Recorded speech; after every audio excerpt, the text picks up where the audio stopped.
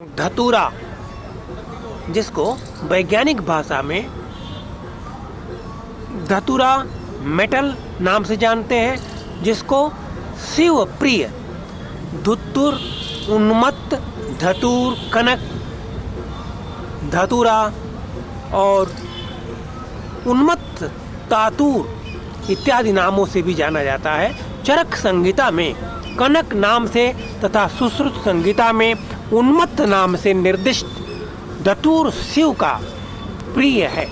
इसके फल और पुष्प शिव पर चढ़ाए जाते हैं। रस ग्रंथों में इसकी गणना विष वर्ग में की गई है तथा रस चिकित्सा में धतूर बीज अनेक योगों में पड़ता है।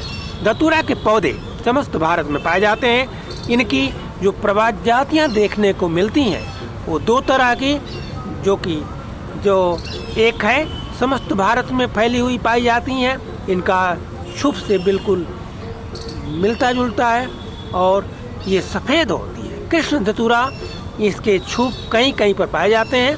अन्य प्रजातियों की अपेक्षा यह अधिक वीर्यवान होती है। बाह्य स्वरूप के हिसाब से जब हम बात करते हैं इस पौधे को, तो 1 वर्षीय छुप 2 से 5 फुट तक ऊंचे, कांड चिकना, पत्तियां लंबाकार, भालाकार, लंबाग्र या अग्र पर नुकीली तथा आधार पर मध्य नाड़ी के दोनों पार्श्व विषम होते हैं। पत्र तट लहरदार, दंतूर या किंचित मुड़े हुए भी दिखाई पड़ते हैं। पुष्प 5 से 6 इंच लंबे, प्रायः 2 या 3 एक साथ बाहर से बैंगनी और भीतर से श्वेत होते हैं। फल गोलाकार कागजी नींबू जितने बड़े, कंटकित तथा नीले या नीचे की ओर झुके हुए, बीज चपटे पीले या हल्के भूरे रंग के होते हैं। कृष्ण धतूरे के बीज चपटे वृक्काकार तथा काले रंग के होते हैं। यांत्रिक जो रासायनिक संगठन की बात करें, धतूरा के पत्र एवं बीज में हायसाइमिन और हायोसिन नामक 2 क्षाराब 0.25 से 0.5 जाते हैं। यही इसके प्रधान सक्रिय तत्व हैं और यही दोनों क्षाराब अजवाइन, खुरासानी में भी पाए जाते हैं। इसके अतिरिक्त बीजों में कुछ रालीय तत्व एवं 15 से 30% तक स्थिर तेल भी पाए जाते हैं। धतूरा जो धर्म के हिसाब से हम बात करें तो मदकारक, वर्ण को उत्तम करने वाला, अग्नि तथा वायु कारक, कषाय, मधुर, कटु, जून लीक को नष्ट करने वाला होता है।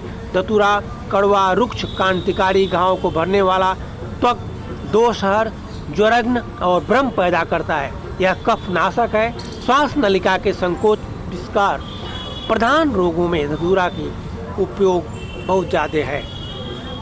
इस प्रकार से अगर औषधि इसके प्रयोग की हम चर्चा करें तो औषधीय प्रयोग में इसके फलों के चूर्ण को 1/4 ग्राम की मात्रा में विषम भाग घी और शहद के साथ चटाने से गर्भ धारण करने में मदद मिलती है। धतूरा के पंचांग का रस निकालकर उसको तिल के तेल में पकाकर जब तेल शेष रह जाए तो इस तेल की मालिश करके ऊपर धतूरा के पत्ते बांध देने से गठिया, बाय का दर्द मिट जाता है। इस तेल का लेप करने से सूखी खुजली और गठिया में लाभ होता है। जोड़ों के दर्द में धतूरा के शत का आधी ग्रेन की मात्रा में 3 बार देने से लाभ होता है। धतूरा के पत्रों के लेप से या इसके पत्तों की उल्टी से गठिया और हड्डी के दर्द में लाभ होता है।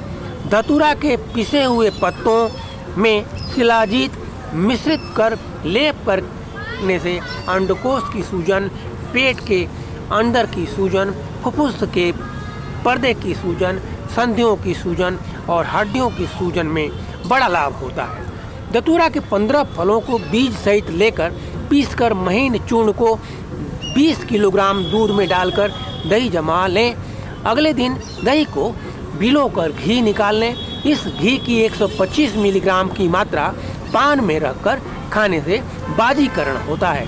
कामेंद्रिय पर मलने से उसकी शिथिलता भी दूर हो जाती है। धतूरा तेल जो है सोरस को 400 ग्राम धतूरा के रस में चटनी की तरह पिसी हुई हल्दी 25 ग्राम और तिल का तेल 100 ग्राम लेकर मंदी आंच पर पकाएं। तेल शेष रहने से उबाल कर छान लें। यह कान में नाड़ी व्रण पर हितकारी है। सर्प नाशक भी यह है। कपास के फूल और पत्र इनका शीत निर्यास देने से धतूरे का विष शांत हो जाता है। दोष अधिक मात्रा में धतूरा विष है। यह अपनी खुश्की की वजह से बदन को सुन्न कर देता है, सिर में दर्द पैदा करता है तथा पागलपन और बेहोशी पैदा कर मनुष्य को मार देता है। इसका बाह्य प्रयोग करना ही अच्छा है, अतः प्रयोग सावधानी से करना चाहिए एवं चिकित्सकीय राय के अलावा खुद प्रयोग न करें। यह विशेष रूप से ध्यान देने वाली बात है। तो इस प्रकार से हमने आज एक जानकारी ये छोटी सी आपको धतूरे पर, खास करके शंकर का ये पौधा है और इस पौधे को, इसका फूल और इसके फल का उपयोग खास करके श्रावण मास में और शंकर के लिए किया जाता है। Thanks for watching. Thank you.